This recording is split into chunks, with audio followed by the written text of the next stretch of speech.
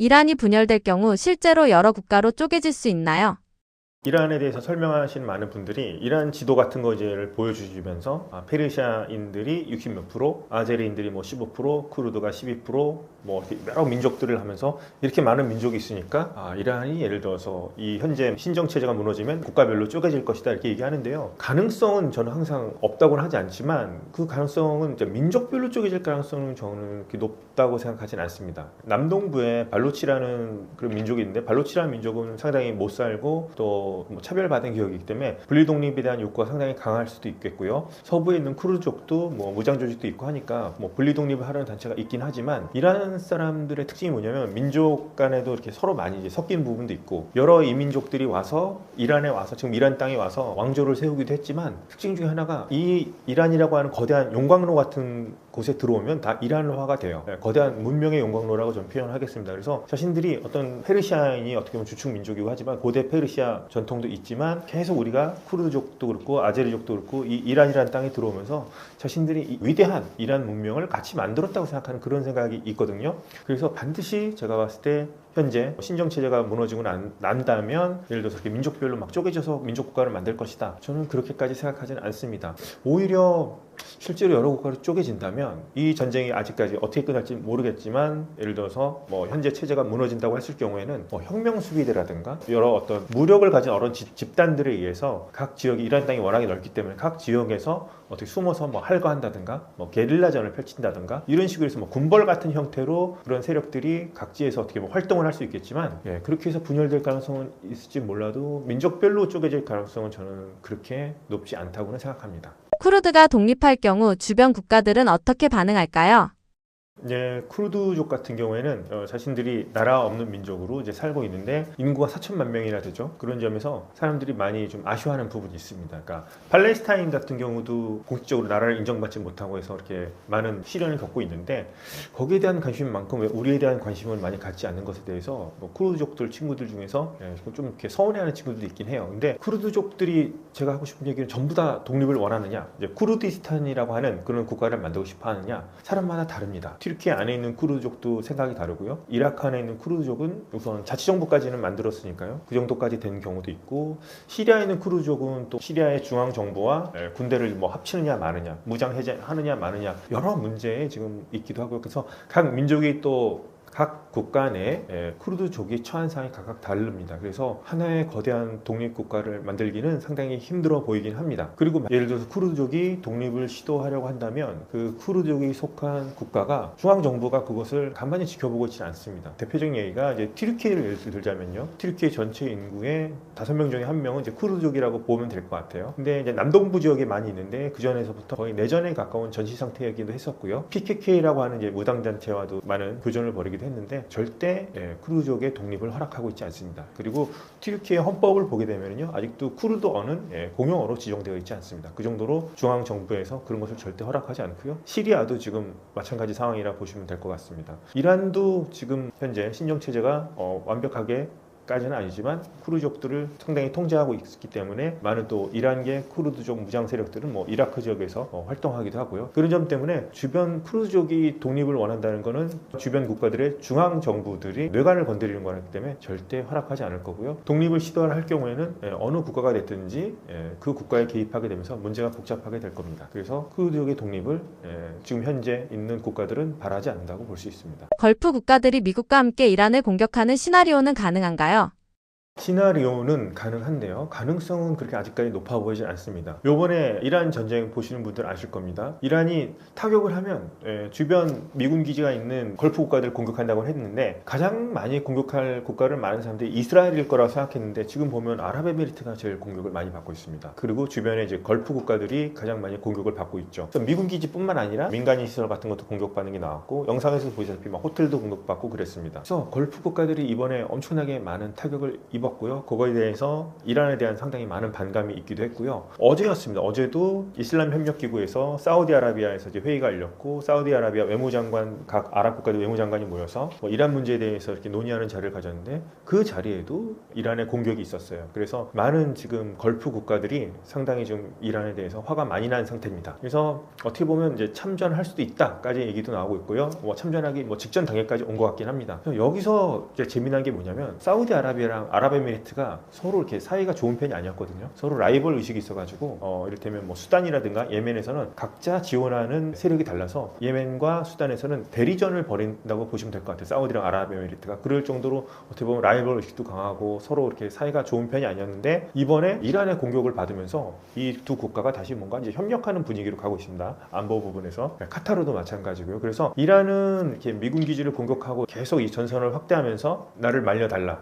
나 가만히 있지 않겠다. 미국을 말리지 않으면 난 계속 이렇게 나갈 것이다. 이런 식으로 뭔가 압박을 하고 싶어 했던 것 같은데 오히려 좀 걸프 국가들이 이란을 상대로 뭔가 뭉치는 그런 계기가 되고 있지 않나 이렇게 생각을 합니다. 그래서 그럼 공격까지 갈 수 있을까? 지금 방어만 하고 있는 상태인데도 이란한테 이렇게 공격을 받고 있는데 직접 참전한다면 이건 얘기가 또 달라집니다. 아랍과 이란의 대결이다. 이럴 경우에는 중동 전쟁의 모습을 띠게 될 거예요. 이거는 상당히 좀 심각한 문제고요. 이거는 또 미국과 이스라엘이 지금 전쟁을 치르고 있습니다만 이거는 미국과 이스라엘도 원하지 않는 그림일 것 같아 보이긴 합니다. 그래서 제가 봤을 때는 계속해서 외교적으로 압박하고 비난하고 이런 거는 걸프 아랍 국가들이 하겠지만 직접 참전하기까지는 아직까지는 가능성이 그렇게 높아 보이지는 않습니다. 과연 이 아랍 국가들의 인내가 어디까지인지 한번 지켜봐야 할 것 같습니다. 이란은 왜 주변 국가의 특정 목표 미군 관련 시설 등만 공격하나요?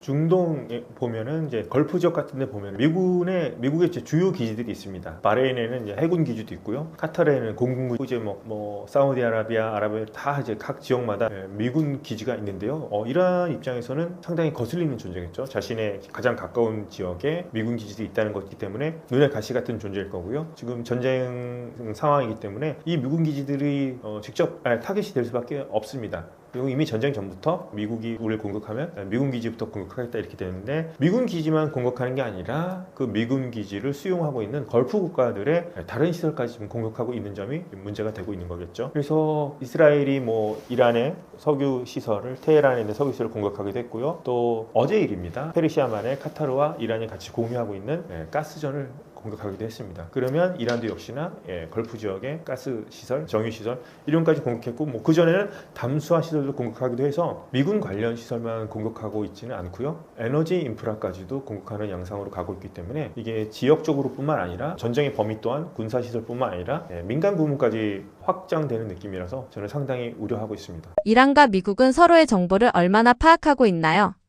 이란과 미국 전쟁할 때 정보전은 상당히 중요하겠죠. 근데 지금 제가 놀라운 것은 우선 전쟁 첫날에 2월 28일 날이었고요. 그때 하메네이가 주재한 회의에서 많은 이란의 고위 지휘관들이 모였었죠. 그 사람들이 이제 한꺼번에 폭사했습니다. 여기서는 뭐 미국과 이스라엘의 정보가 같이 결합했다 볼 수 있겠는데요.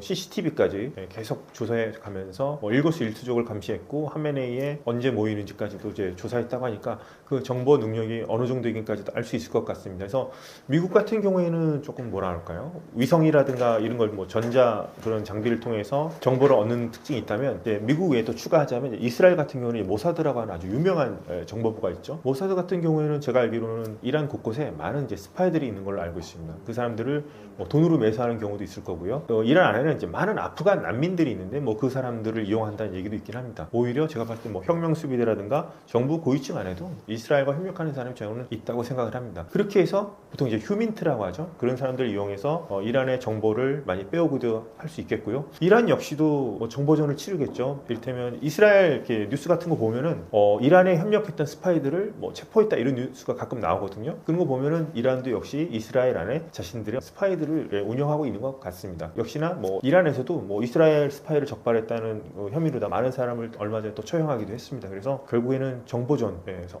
서로가 얼마만큼 지피지기면 백전불태라는 말이 있는 것처럼 정보전의 중요성은 정말 중요한 것 같고요. 그런 점에서 이번에 제가 봤을 때 초반부를 보게 되면 이스라엘과 미국의 정보가 이란보다 앞섰다고 볼 수 있겠고 현재 이란의 수뇌부들이 상당히 많이 뭐 참수작전이라는 이름으로 많이 사라졌습니다. 그런 걸 봤을 때 미국과 이스라엘의 정보전이 훨씬 더 지금까지는 뛰어나다고 저는 판단합니다. 미국은 이란 정권 자체를 바꾸려는 의도인 걸까요?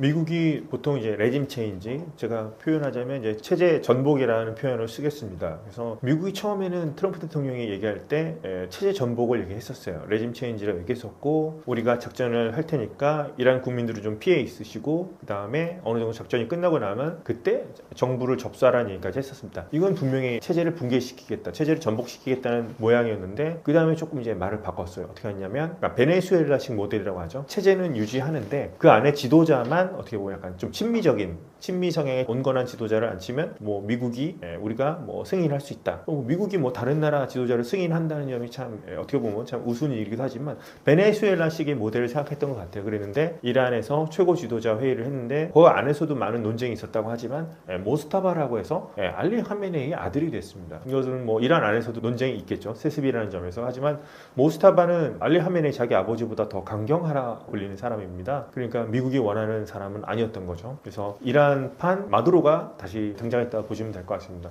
그러고 나서 미국은 체제 전복 쪽보다는 뭔가 이제 군사적 목표를 달성하는 쪽으로 바뀐 것 같아요. 그리고 그 군사적 목표도 뭐 어느 정도까지를 구체적으로 얘기해주고 있지는 않습니다만 이란이 핵 능력을 다시 갖지 못하도록 하는 부분에 아마 집중되어 있는 것 같아서, 관건은 제가 봤을 때는 이란이 갖고 있다는 60%까지 농축된 450kg의 고농축 우라늄의 행방을 미국이 찾을 수 있느냐 없느냐, 그거라고 보고요. 만약에 그것의 위치를 알고 뭐 그것을 어떤 방법을 써서라도 뭐 특수부대를 투입하든지 어떤 방법을 써서라도 그것을 이란 안에서 빼올 수 있다면 트럼프 대통령은 아마도 바로 승리를 선언할 것 같기도 합니다. 그래서 트럼프 대통령이 워낙에 말을 자주 바꾸다 보니 목표가 무엇인지 정확하게 파악하기는 쉽지 않지만 약간 목표가 계속해서 뭔가 바뀌는 것만은 분명합니다. 다만 이스라엘 같은 경우에는 줄곧 한 가지 목표를 갖고 있습니다. 체제를 전복시켜야 된다. 아무리 이란이 뭐 유화적으로 나오고 현 체제에서 하는 건 의미가 없고 이슬람 체제 자체를 전복시켜야 되고, 그렇게 하기 위해서는 이스라엘이나 미국이나 지상군을 투입해서 점령하는 것 단계까지는 진행할 생각이 없기 때문에 현재 이란 안에 있는 시민들이 어떻게 다시 거리로 나와서 이란 현재 신정 체제를 다시 한번 어떻게 뒤집을 수 있을 정도의 환경을 한번 조성해 주겠다, 뭐 그런 쪽으로 바뀐 것 같고요.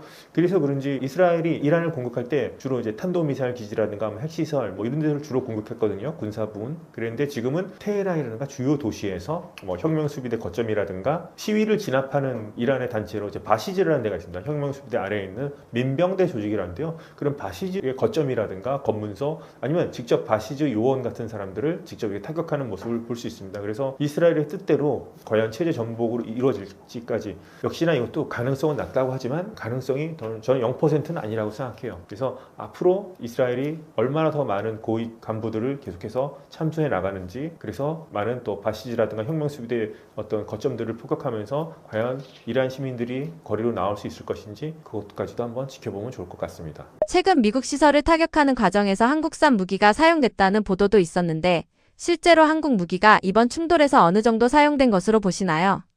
이번에 전쟁을 봤더니 이스라엘을 이란이 상당히 막 벼르고 있으면서 공격을 막 집중적으로 할 줄 알았는데, 이스라엘보다 더 많은 드론과 미사일이 날아간 국가가 아랍에미리트였습니다. 아랍에미리트가 엄청나게 타격을 입기도 했는데 거기서 이제 돋보였던 것이 바로 우리나라의 천궁2라는 무기였습니다. 어떻게 보니까 날아오는 미사일 같은 걸 요격하는 우리의 무기라 볼 수 있겠는데요. 요격률이 이제 96%로 나왔습니다. 비슷한 걸 이제 미국의 패트리엇이라는 거 있는데, 패트리엇보다도 훨씬 더 값도 저렴한데 더 좋은 요격률을 보여줘서 많은 세계인들의 주목을 받고 있죠. 그래서 우리 무기가 이번 이란 전쟁을 통해서 천궁2가 상당히 많이 좀 사람들의 주목을 받게 되는 그런 성과가 있었습니다. 그래서 또 이제 많은 분들이 전쟁에서 이런 성과가 나는 것에 대해서 이게 바람직하냐, 무기 수출이 그렇게 바람직하지는 않다, 무기로 수출하는 것은 뭐 좋은 게 아니다, 이렇게 보는 시각이 있습니다. 맞는 얘기인데요. 이제 천궁2 같은 경우에는 사람을 죽이는 무기가 아니라 날아오는 미사일을 막아주면서 오히려 사람을 살리는 무기거든요. 방어용 무기니까요. 그것에 대해서는 어떤 비난할 여지는 저는 별로 없다고 생각하고요. 오히려 저는 하여튼 우리의 어떤 기술과 이런 것을 만든 우리의 천궁2가 이번 이란 전쟁에서 활약하는 모습에 대해서는 상당히 자부심을 갖고 있습니다.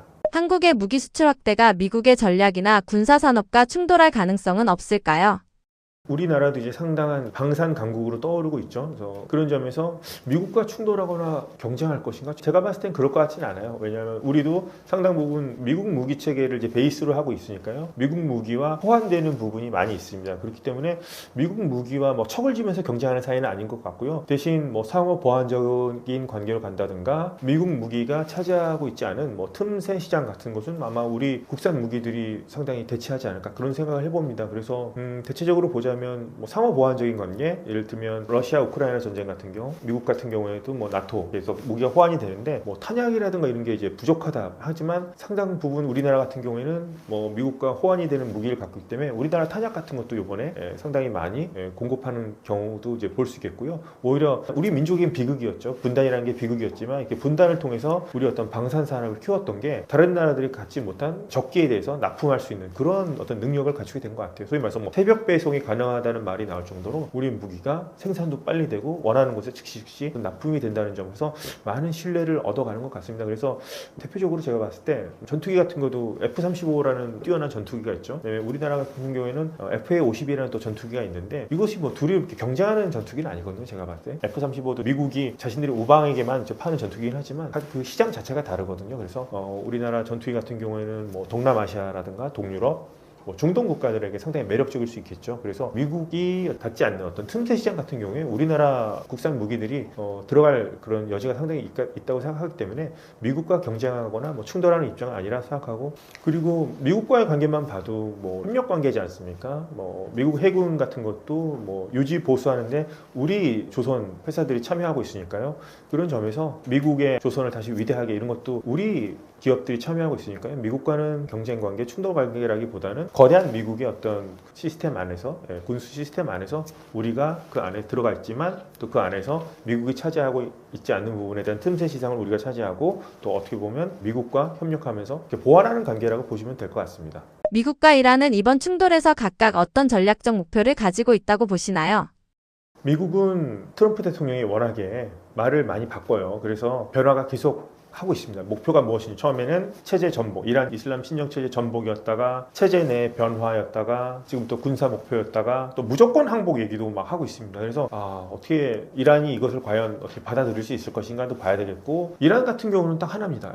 경제가 지금 완전히 붕괴된 상태고요. 많은 또 국민들이 지난 1월 달에 막 시위로 나가서 너무나 많은 사람이 죽었거든요. 그래서 많은 사람들이 또 현 체제에 대해서 좀 불만을 갖고 있는 사람 너무나도 많고, 그래서 현 이란 지도부 또 모스타바라는 사람이 지금 또 제대로 어떻게 좀 신변이 건강한 상태인지 아닌지도 좀 모르는 상태입니다. 근데 이란 현 체제는 제가 봤을 때 혁명 수비대로 상징되는 그런 조직이 아마도 지금 핵심이라고 좀 볼 수 있겠고요. 그리고 점차 많은 사람들이 이제 참수가 되면서 새로운 사람들을 앉히고 있는데 그런 사람들의 성향을 봤을 때는 강경파들이 많습니다. 그래서 제가 봤을 때 이란은 자신의 어떤 이슬람 이 체제를 어떤 지키는 것이 목표입니다. 최소한의 목표는. 미국과 싸워서 이길 수는 없어요, 이란이. 그래서 어떻게 보면 미국을 빨리 좀 지치게 해서 이 전쟁에서 빨리 발을 빼게 만드느냐가 이란의 목표죠. 그렇기 때문에 계속해서 걸프 국가들을 건드리는 거고요. 그다음에 그곳에 아직까지는 뭐 트럼프 대통령은 정유 시설은 건드리지 마라, 에너지 인프라는 건드리지 말라는 얘기를 뭐 이스라엘한테도 하고 있지만 계속해서 불안하게 만들 것이고, 호르무즈 해협을 사실상 계속해서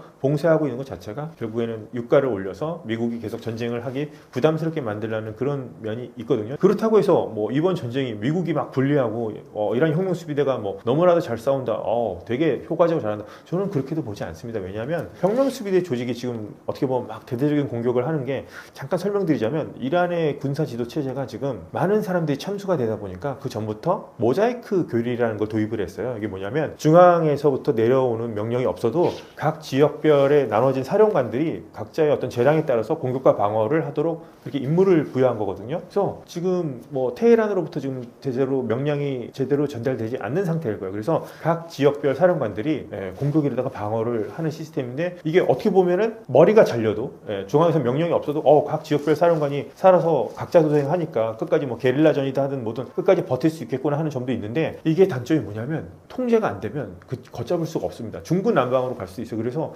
막 걸프 국가들에 대해서 공격하는 거 보면 이게 정말 중앙의 명령을 받고서 하는 건가 뭐 이런 생각이 들기도 해요. 예를 하나 들자면 튀르키예에 미사일이 3발이 날라왔어요, 이번 전쟁 기간 동안. 그랬는데 처음에 이란의 공식 입장은 우리는 그런 적 없는데 이렇게 얘기를 했다가 튀르키예가 발사됐다 하니까 오발이었다 이렇게 하면서 외교부가 이렇게 수습을 했거든요. 이란 외교부가. 그러면 이게 뭔가 어떤 분들은 그렇게 보는 거예요. 투트랙 작전이야. 군부는 공격하고 외교부가 화해하고. 근데 제가 봤을 때 오히려 뭔가 외교부하고 뭐 혁명 수비대를 상징하는 어떤 미사일 부대 간에 뭔가 좀 신호가 서로 안 맞는 게 아닌가. 뭐 중앙에서 이들을 조율할 수 있는 이런 어떤 지금 체계가 지금 사실상 뭐 붕괴된 게 아닌가 그런 생각이 들기도 해요. 그래서 역시나 이것도 전쟁이 끝나고 나면 많은 이제 분석들이 나올 거예요. 이란이 당시에 어떤 전쟁을 수행했는가 나오겠지만 제가 봤을 때는 뭐 이란이라고 해서 체제를 지금 지키는 게 목표라고 하지만 그렇게 지금 뭐 체제를 지킨다고 해서 미국이 장기전을 회피하고 미국은 장기전을 불사하고 뭐 엄청나게 잘 싸우고 있다. 저는 그렇게 판단하고 있지는 않습니다.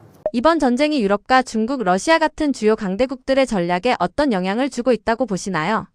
이번에 이제 유럽 같은 경우 이제 트럼프 대통령 이제 나토라고 볼 수 있겠죠. 그래서 호르무즈 해협을 봉쇄하기 위해서 어떤 다국적 어떤 함대를 만들자 이런 얘기를 했었어요. 그래서 우리나라와 일본이 어떻게 보면 상당히 지금 많은 부담을 안고 있죠. 호르무즈 해협 의존도가 높으니까. 근데 이제 트럼프 대통령은 얘기를 했는데 나토 측에서 별 호응이 없었고 우리나라, 일본이 처음에 입장 표명을 잘 안 하니까 약간 좀 마음이 상해가지고 도움 필요 없다 뭐 이런 얘기까지 했었는데 뭐 일본은 법적 검토를 한다고 했고 이제 어떻게 날지 좀 지켜봐야 되겠고 일본이 또 어떻게 하느냐에 따라서 우리나라도 이제 방향을 결정할 것 같긴 해요. 그 다국적 호위 함대를 만들지. 나토도 약간 좀 입장이 바뀐 면이 있어요. 처음에는 우리의 문제가 아니라고 했다가 마르크 루이터 나토 사무총장이 뭐 이 문제를 해결하기 위해서 호르무즈 해협의 재항해를 호르무즈 해협의 어떤 사실상 봉쇄를 해제하기 위한 어떤 뭐 노력을 하겠다까지도 얘기가 나오고 있긴 합니다. 유럽의 영향력은 예전에 비해서는 확실히 좀 작아진 걸 느낄 수 있겠는데 중국을 한번 보면 중국은 이란과 어떤 전략적 동반자 협정을 맺었습니다. 그래서 이란산 석유를 싸게 도입해 왔고요. 중국은 1대1로 사업의 하나로서 이란과 인프라를 깔아주는 뭐 이렇게 해서 상당히 친한 관계였고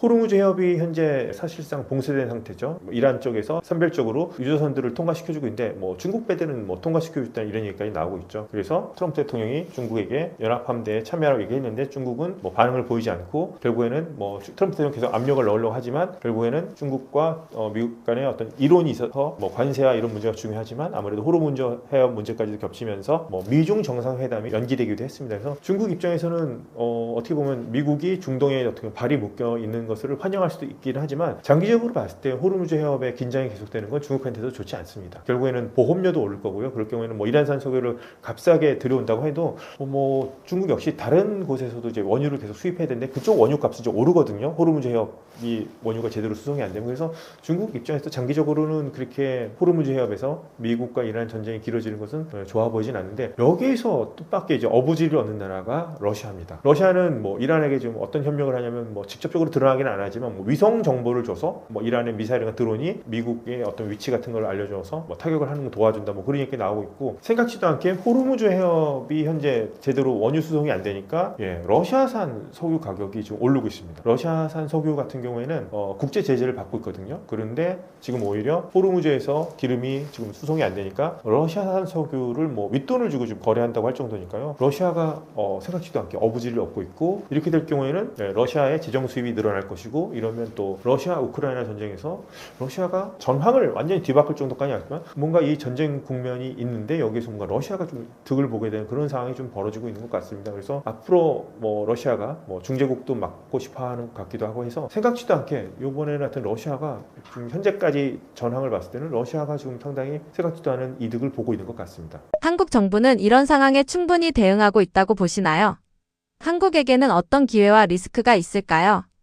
이렇게 중동의 긴장이 날 때 뭐 우리가 석유가 한 방울도 나지 않는 나라다 보니까요. 한국 정부가 할 수 있는 일은 어떻게 좀 한계가 있겠죠. 근데 70년대에도 오일 쇼크가 2번 있었습니다. 그때도 엄청난 타격이 있었고 이제 지금도 너무나 이제 고유가, 지금 고환율, 고물가를 맞아서 뭐 많은 농가분들, 그다음에 중소기업들 너무나 지금 어려운 상황일 거고요. 그렇죠. 우리 민생과도 관련이 있는 거죠. 뭐 휘발유 값도 오를 것이고 카타르의 가스전까지 공격을 받는다면 난방비까지 오르는 거 아니야? 이런 정말 우려가 많아서 저는 정말 상당히 안타깝게 생각을 합니다. 그런데 우리나라가 현재 이 전쟁에서 어떻게 뭐 게임을 바꿀 정도로 우리가 할 수 있는 역할은 없고 우리가 할 수 있는 일이라면 뭐 정부에서는 어떤 뭐랄까요 비축류 같은 것들을 어떻게 좀 제대로 적절하게 푼다던가 뭐 좀 더 극단적인 경우에는 뭐 오부제를 뭐 시행한다는 얘기까지 나오고 있고요. 그래서 정부도 그런 노력을 하고 우리들도 에너지를 절약하는 그런 마음을 가져야 되지 않을까 그런 생각이 들기도 합니다. 그래서 정부로서는 할 수 있는 노력을 지금 하고 있는 것 같고요. 지금 분명히 우리나라의 위기긴 하지만 저는 이게 기회가 될 수도 있다고 생각을 해요. 두바이 두바이를 예로 들자면 두바이가 이번에 엄청나게 많이 타격을 입어서 뭐 유령 도시가 됐던데 뭐 그 정도까지 아닌 것 같긴 한데요. 그렇게 많이 걸프 국가들이 타격을 입었으니까 그럼 이제 뭐 걸프 시장은 끝난 거 아닌가? 끝난 건 아니죠. 시장이 오히려 축소됐다기보다는 시장이 다른 국면으로 재편이 되겠죠. 그래서 이번에 느낀 것 에너지라든가 인프라 같은 수요가 더 늘어날 것 같고요. 피해 복구 사업 같은 거는 더 기회가 많지 않겠어요? 뭐 건설업이라든가 이런 부분, 그리고 많은 국가들이 걸프 국가들이 호르무즈 해협을 통해서 이게 석유 수출하는 것 엄청난 리스크가 있다는 걸 이번에 느꼈을 겁니다. 그래서 결국에는 뭐 사우디아라비아나 아랍에미리트 이런 국가들이 그 전부터 석유 산업에 이제 석유 수출에서 벗어나서 산업을 다각화하려고 하는데, 물론 그 돈도 원유 수출을 통해서 본 돈으로 해야 되겠지만 앞으로 더 심해질 것 같아요. 이제부터 호르무즈 해협을 통한 석유 수입만으로는 미래가 없다 생각하고 더 어떻게 보면 이제 산업 다각화에 더 많은 관심을 갖게 된다면 우리 기업들이 더 진출할 분야가 훨씬 더 많아질 것 같고요. 아까 말씀드렸다시피 담수화 같은 것들, 물이 없으면 생활을 못하죠. 그래서 이번에 담수화 시설 같은 것도 타격받은 국가들이 있기 때문에 담수화 시설 같은 것도 우리 기업들이 진출할 수 있는 기회가 있을 거고요. 또 이제 사우디아라비아 같은 경우 대표적으로 들 수 있겠네요. 이제 수소 에너지도 이제 많은 관심을 갖고 있습니다. 석유에서 벗어나서 수소 에너지 같은 것도 많은 관심을 갖게 될 테니까요. 그래서 시장이 이제 바뀐다고 볼 수 있을 것 같아요. 그래서 기업들, 거기에 맞는 우리 기업들은 오히려 많은 기회가 생기지 않았나 생각을 합니다. 그래서 현재 상태는 분명히 암울한 상태는 맞지만 저는 분명히 기회가 많이 있을 거라 생각하고요. 대한민국 잘 이겨낼 거라 생각합니다. 이번 전쟁을 이해할 때 우리가 특히 주목해야 할 핵심 변수는 무엇이라고 보시나요?